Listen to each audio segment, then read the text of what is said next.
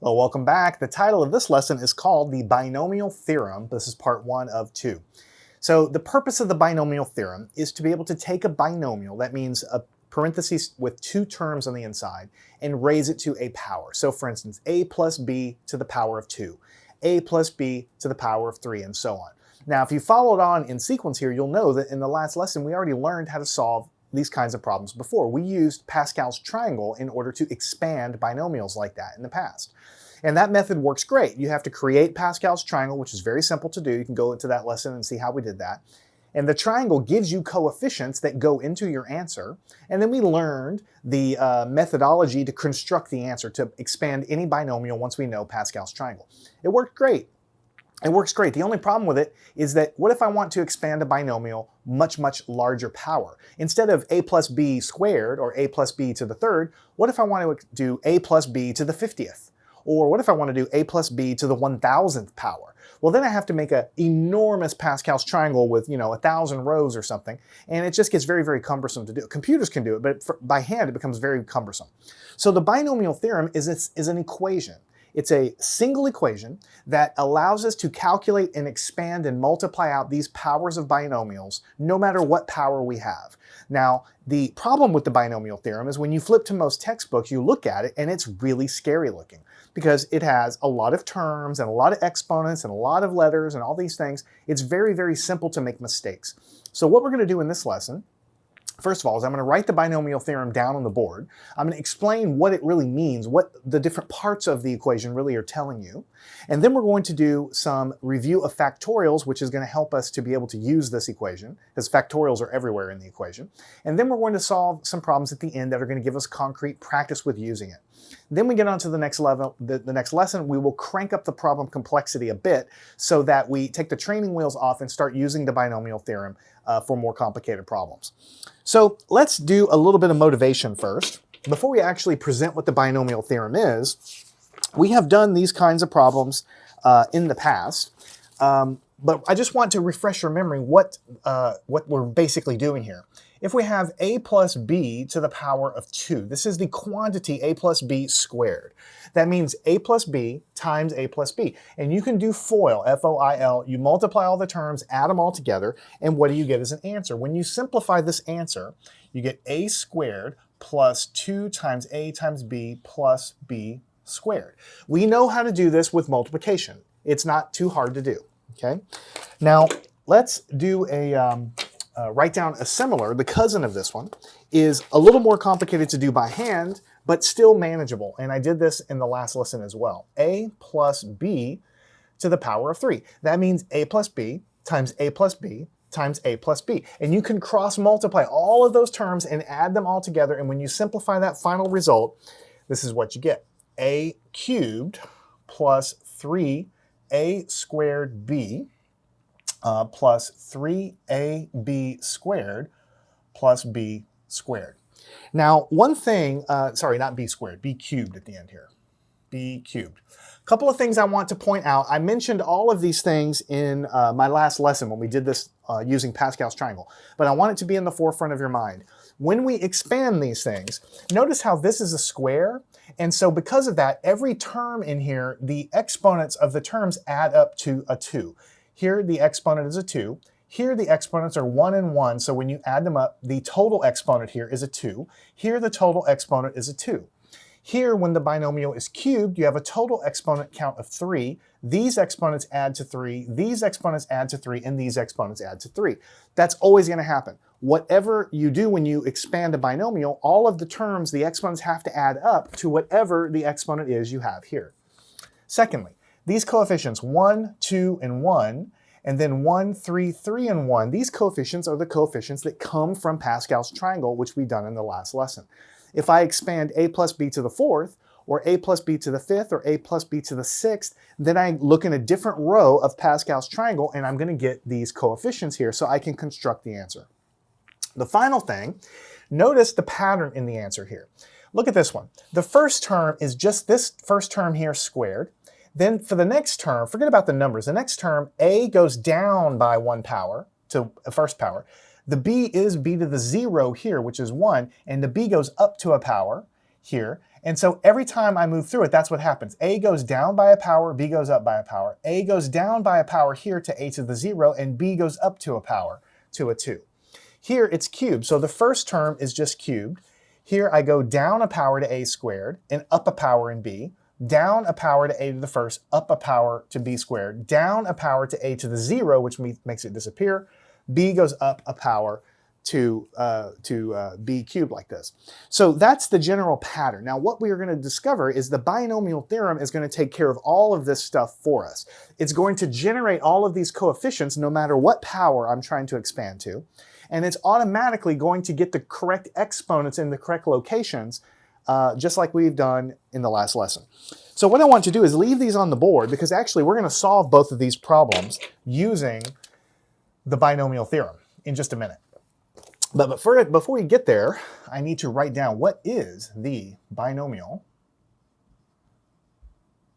theorem. Remember, the only purpose of it is to be able to do calculations like this, expand binomials. What if I have a plus b to the 67th power? What would that thing be? So here's what the binomial theorem is. It goes something like this. A plus b to the power of n, because I don't know ahead of time what power I have. I'm going to stick that in here. And to calculate that expansion, this is what it is. It is the summation, so you have this sigma here.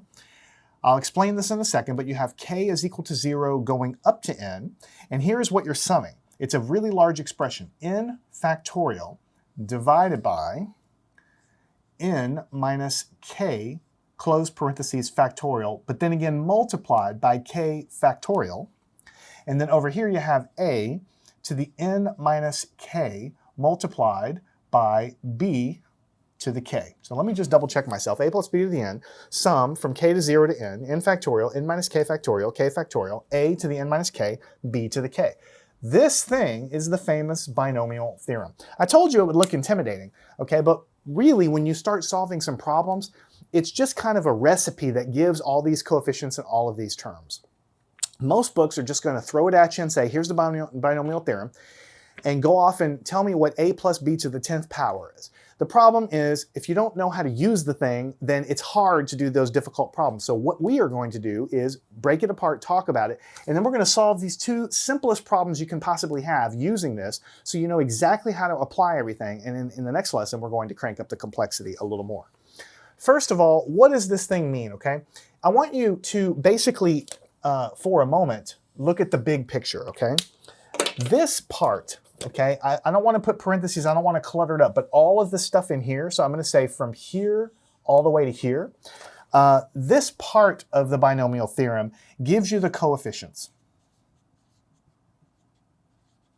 In other words, look up here. The coefficient of the first term was 1, then a 3, then a 3, then a 1. This calculational part, that's what generates these coefficients, right? If it's a different power, like to the 4th or the 5th power, it's going to generate different coefficients, okay?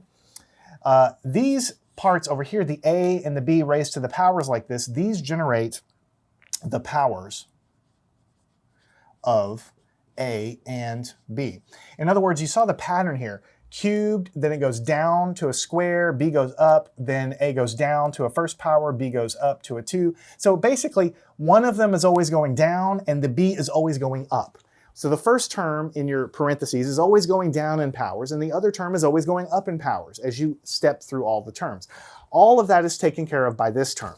So in order for you to understand that, I want you to first cover up in your mind. Don't even look at this. Don't even look at this part of it here. Forget about that. Just look at this right here. If I do a sum, notice the exponent is n. So let's just say that n is 3. So we're going to expand this one. So let's say n is 3. K goes from 0 to 3. So forget about this. Look over here. What you're going to have for the first term is a will be 3 minus k, but k is 0. So you have a cubed. But then b is just k, but k starts at 0. B to the 0 is 1, so there's no b term. And a is a cubed. That is the very first term here. And then when you step through it and make k equal to 1, you go through the whole thing again. Then you have 3 minus 1 means a is squared, that's this one. And then b goes up because k was 1. b becomes b to the first power. So as I step through the k, all of this stuff right here, all it's doing is generating this pattern where we start at the high power in the first thing, and it's going down that is because of the subtraction here. The second guy in the parentheses, in this case b, is going up, and that's because k is keyed off of, it starts 0, then 1, then 2, then 3, and so on, and it goes up like this. So this here is just generating the a's and the b's. That's all it's doing. This stuff in the front is generating these coefficients, which can also be used or looked at in Pascal's triangle. Now, in order for us to really be able to do binomial theorem stuff here, we need to do a little bit of review. And I'm trying to decide, where do I want to do? I think I want to do a few of them over here, actually. Okay, so we need to talk about factorials because we have factorials everywhere. I know you've seen this before, but I really want to review it to make sure we're all on the same page. If you have 6 factorial, what does that actually mean? It means the following. The exclamation point means 6 times 5 times 4 times 3 times 2 times 1. So literally, when you see this exclamation point, it means you start at this number and go down, down, down, down, down till you get a 1, and you multiply all of them together. And when you multiply all these together, in this case, you get 720. So if you grab a calculator, put 6 factorial, you're going to get 720. Now, I know that you all know that, but here's what we really need to focus on. What if you have something like 5 factorial over 3 factorial? How do you handle that? Now, you might guess, and you could totally do it this way. You might guess that in the numerator, I'm going to go 5 times 4 times 3 times 2 times 1. I'm going to calculate that. And then this, I'm going to have on the bottom 3 times 2 times 1. I'm going to calculate that. And I'm going to divide those numbers. That's exactly right. You can always evaluate these factorials when they're divided by doing that. However, there's an easier way. Take a look at what the 5 factorial is. 5 times 4 times 3 times 2 times 1. And in the bottom, it's just a 3 factorial, so it's 3 times 2 times 1. Look at what you have here, okay? You have a 3 on the top and a 3. Everything's multiplied, so the 3's can cancel, and the 2's can cancel, and the 1's can cancel. So really, all of this is equivalent to just 5 times 4, which is actually 20. Now, we, by cancellation, eliminated half of the problem, and we just got 20. But if you get a calculator and you actually do 5 times 4 times 3 times 2 times 1, get that number, and then do 3 times 2, which is 6, times 1 is 6, divide by 6, you're going to get 20. If you go the long way, you get the same thing as you do with the cancellations. However, when we're using binomial theorem, notice that we have a factorial in the top, and we have factorials in the bottom. And because this is a sum, we're going to be generating lots and lots of terms with factorials in the top and factorials in the bottom. And because of that, you're going to waste all of your time trying to calculate all of those factorials in calculators. You need to start to look at division of factorials in a way that saves a little time. And that way is you need to start visualizing what is going to cancel out of the factorial like this. So let me give you a little bit more of a real example. What if I give you 100 factorial over 99 factorial? Now, the brute force way to do it would be 100 times 99 times 98 times 97 times 96 times 95, all the way down to 1. It would be something like this: 100 times 99 times 98 times 97, 6, 5, 4, 3, all the way down. So I'm going to just put dots here, times 1. All of that's going to be in the numerator. It's an enormous number. The bottom is going to be 99 times 98 times 97, 96, 95, 94, all the way down to 1. Now, of course, I can multiply those numbers in the top and bottom, but you see that the 99s are going to cancel, the 98's going to cancel, all the numbers down to 1's going to cancel, so really the only thing that you have left is just 100, because that's the only thing that didn't actually cancel. Do you see how much faster that is? When you look at this, I want you to not to look at it as I got to multiply 100 factorial and then 99 factorial. I want you to start to look at it as, what is going to cancel here? I have 100 multiplied all the way to 1. I have 99 multiplied all the way to 1. Even without writing all this out, you know the only thing left over is going to be a single 100 in the numerator. You're going to have to trust me. It's going to save you a lot of time because we're going to be doing this for every term of the binomial theorem here. Okay. Just to get another example, what if you have 10 factorial divided by 7 factorial times 3 factorial?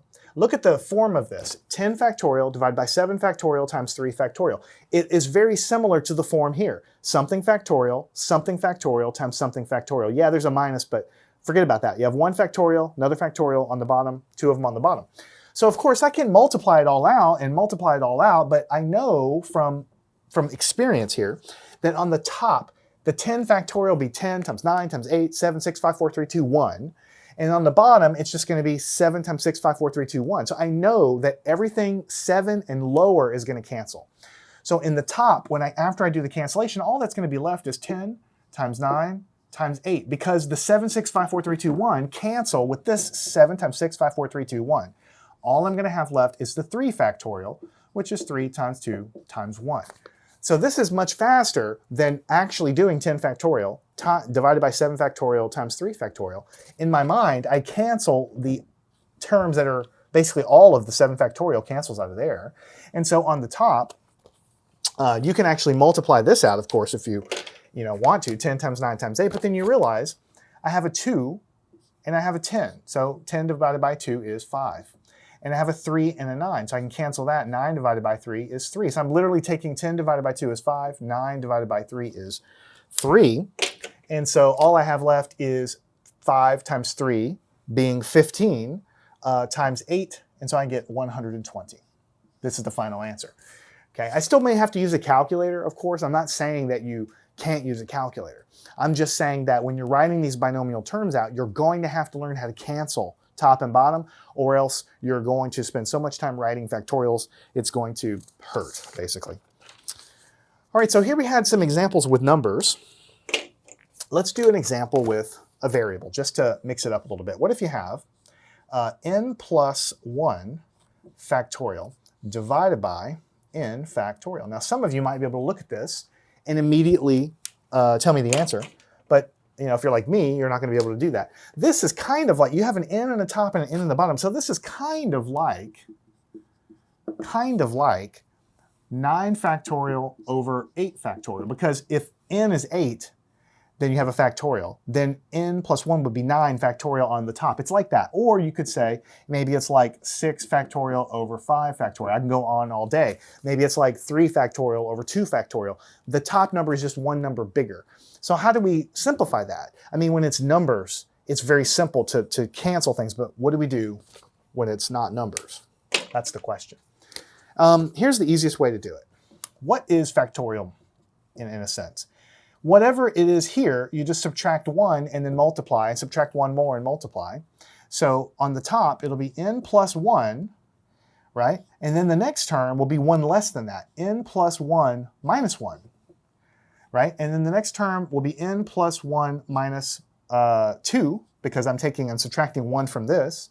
And the next term will be n plus 1 minus 3, and then dot, dot, dot, as far down as I want to go.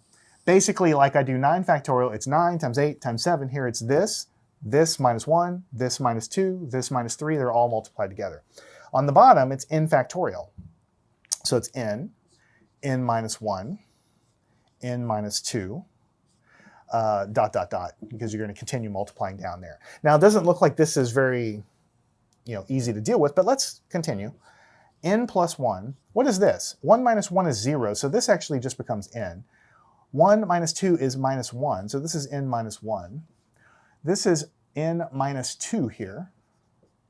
And what do I have on the bottom? I have n minus 1, n minus 2. And of course, there's more things multiplied here, but every term beyond is going to also cancel. You're going to have cancel, cancel, cancel, cancel, cancel, so all you have is n plus 1.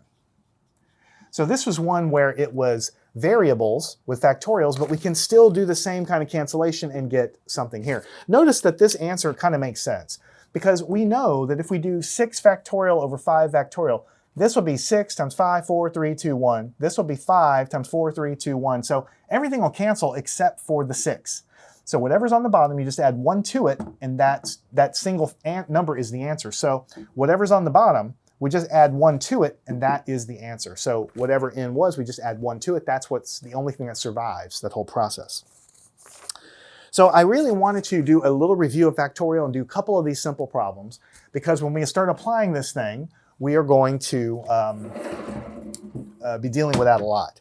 So our first problem, these problems are not going to be crazy. I mean, literally all I'm going to do is 2 more problems. The first problem is we're going to expand this thing using the binomial theorem, and then we're going to expand this thing using the binomial theorem. You already know what both answers are, so these are not trick questions. I just want you to see that the binomial theorem gives you the correct answer, and also so we can see with really simple problems how it works. And actually, even for simple problems, there's a lot of writing.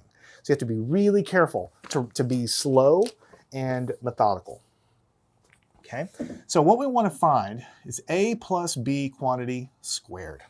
Okay, now the first thing you need to do is you need to write, for every problem I want you to write the binomial theorem down. Every time. You have to write it down, and you have to substitute, and you have to put all the terms in place. If you don't write it down, you're going to make a mistake. Okay, so what is the binomial theorem? You're going to eventually memorize it. Here's what it is. It is k equals 0 up to n of n factorial, n minus k factorial times k factorial, and then you have a to the n minus k, and then you have b to the k. This is the binomial theorem, but in this case, n is, because remember, n is just whatever exponent I'm expanding by. That is the number that goes and slides into there. So the very next step is to take that you know that there's a 2 here and put it into the value of n here. So we say, next what we really have is a sum of k is equal to 0 up to n, which is now known to be 2. So you put a 2 in there. Here, n is 2, so it's 2 factorial. On the bottom here, it's 2, because 2 is n, 2 minus k. I know it looks weird, but that's what you have to write. Factorial k always stays the same. K is the thing that we're cycling through here, so you have to leave k alone. And then you have a to the n minus k, which will be 2 minus k, and then b to the k. So this is what you want to write. I want you to always write the binomial theorem down first, the way I wrote it down on the board, then substitute in. All I've done is put 2 in every location where I see an n. Okay? This is what I'm actually going to work from. So on the next line, we're going to start to expand. You just have to take it one step at a time. So first, k is 0. 0. So what do we have when k is 0? We go through here and we say, well, I have a 2 factorial in the top. Right under that, I have a 2 minus 0, because k is 0 factorial. And then k is 0, so I put 0 factorial here. Notice now I have only numbers in there, no letters. Then I have a to the power of 2 minus k, but k is 0. And then I have b to the k, but k is 0. Okay, notice that there's no variables anywhere other than a and b. When you start to plug in everything into the binomial theorem, you're going to calculate a's and b's and coefficients. There should be no n's and no k's after I write and substitute everything in. But we only did the first term because k is only 0 here. Now we do the whole thing again when k is equal to 1. So we put a plus sign because this is a summation. We're adding all the terms. K is now 1. You have 2 factorial. On the bottom, you have 2 minus k is 1 factorial, and then k is 1 factorial right here. I just put a 1 there. And then you have a to the 2 minus k being 1, b to the k being 1. Notice I haven't done any math. I'm doing that in the next step. I add to that the third term. Now k has been 0 and 1. Now k is going to be 2. Okay, so the third term, k is going to be 2. Again, we start with 2 factorial in the top, 2 minus k, but k is now 2 factorial, and then k goes here as 2 factorial. Okay, then we have a to the 2 minus k, but k is 2, so 2 minus 2, and then b to the k, which is 2. I know there's a lot of junk here. You just have to cycle through it. That's how the thing works, and that's why it gets so confusing sometimes. Okay, now we can actually start to evaluate things. Look at this first term. 2 factorial is just 2 times 1. Okay, 2 minus 0 is just 2. And again, it's 2 factorial. So I have a 2 factorial on the top and a 2 factorial on the bottom. Those are going to cancel completely. The 0 factorial, remember, 0 factorial by definition is 1. Okay, so basically what you have is, since the 2 factorial cancels with the 2 factorial and this is just a 1, all you have left out of that whole thing is just a 1. Okay, then you have a squared, and you have b to the 0, but anything to the 0 is 1, so it drops away because there's an invisible 1 here now. You put a plus sign, this plus sign, and you go evaluate the second term.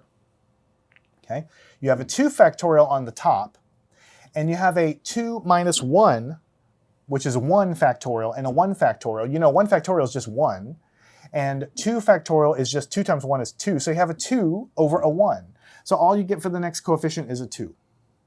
Then you have a to the power of 1, and you have b to the power of 1, like this. Now for the third term, what do you have? You have 2 factorial over 0 factorial, but 0 factorial is 1, and the 2 factorials cancel again. 0 factorial is 1, so this whole coefficient gives me a 1. Then you have a to the 0 and b to the power of 2. So your final answer is a squared plus 2 times a times b plus 1 times, this is 1, a to the 0 is 1, b squared. A squared plus 2ab plus b squared. Okay, a squared plus 2ab plus b squared. That's exactly what we get when we wrote it down in the beginning of the lesson, and that's exactly what you get if you do FOIL and multiply all those terms. Now, is the binomial a pain? Of course it is, especially for very small expansions, like to the 2nd power. But what if you were doing an expansion to the 10th power? Then you would have a plus b times a plus b times a plus b times a plus b. You have to do that 10 times. And you have tons of multiplications, tons of terms, tons of addition, and sometimes tons of cancellations of terms.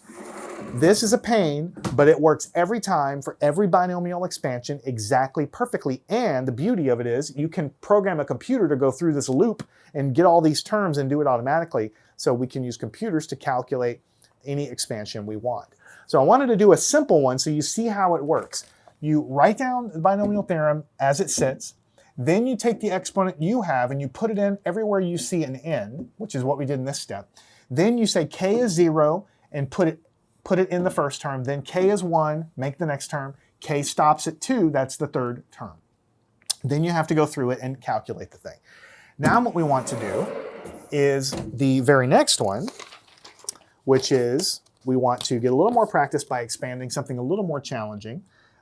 A plus b to the power of 3. And you're going to see as we go through that not only are the terms different, but the coefficients are not, there's no 2 anywhere for any coefficient. So the binomial theorem is going to take care of all of that. And so that's what we are going to do. Okay. So the first thing is we want to write down the binomial theorem every single time. Trust me, if you don't write it down, you're going to make a mistake. Right, just like this. Then it's n, notice I'm copying it straight off my paper, n minus k factorial, and then a to the n minus k times b to the k. So that's what we have for the first part. And then for the next part, I do the exact same thing, but now I know n, which is the power, is 3. So I'm going to put that straight in there. And what I'm going to have is k equals 0 up to now 3. So now notice right away I'm going to have k is 0, then 1, then 2, then 3. I'm going to have 4 terms in this expansion instead of 3 like before. And then you already know we're going to have 4 terms, so that makes sense.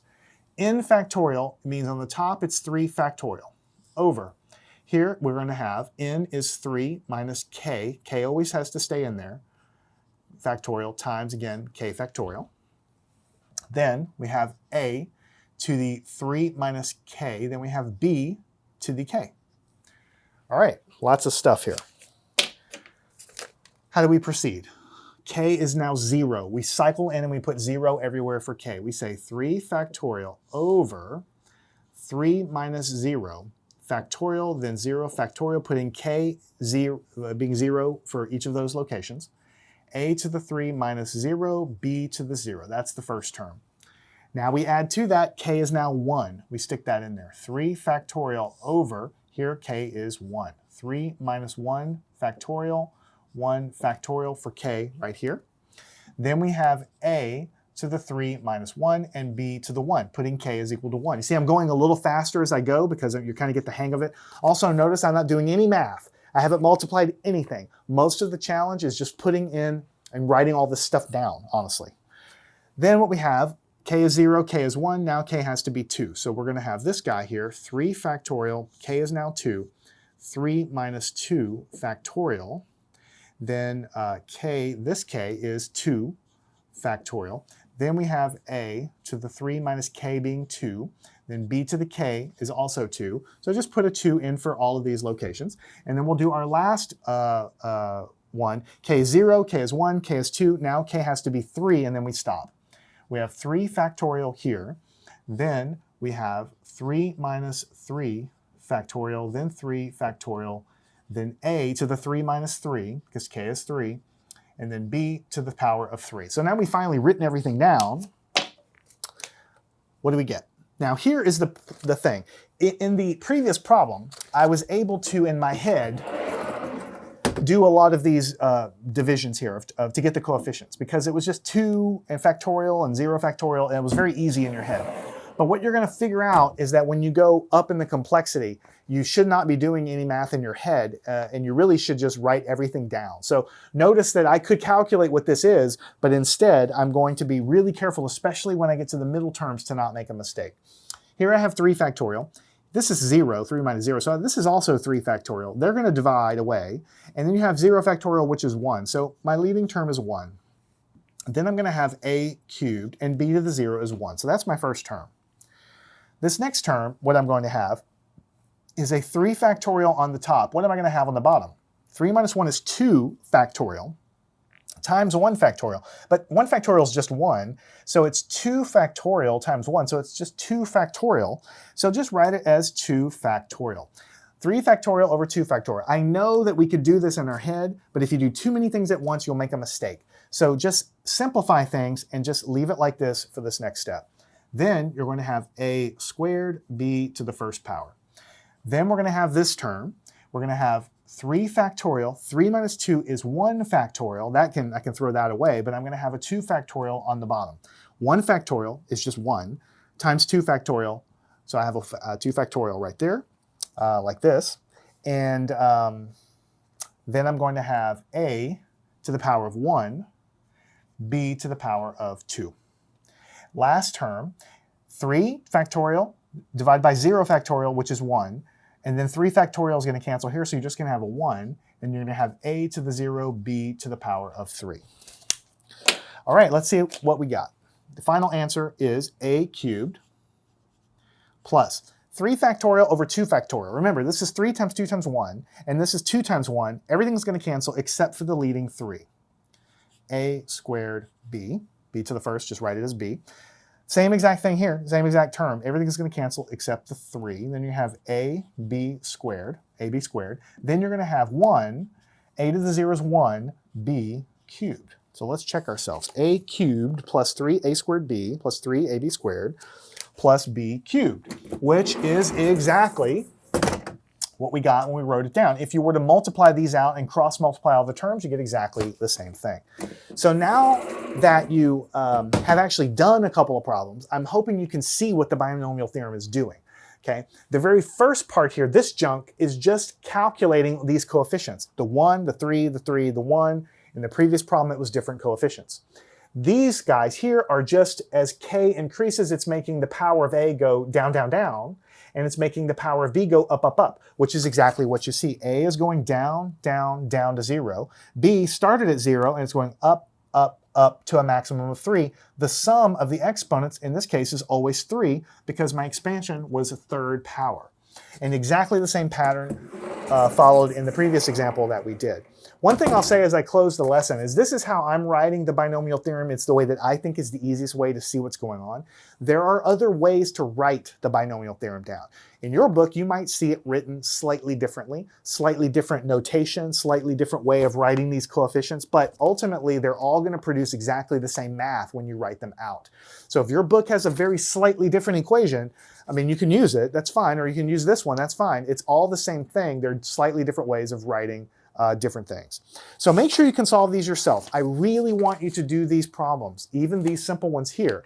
That helps you understand how to apply this binomial theorem. Then follow me on to the next lesson. We're going to crank up the complexity a little bit more and solve some more problems with the binomial theorem.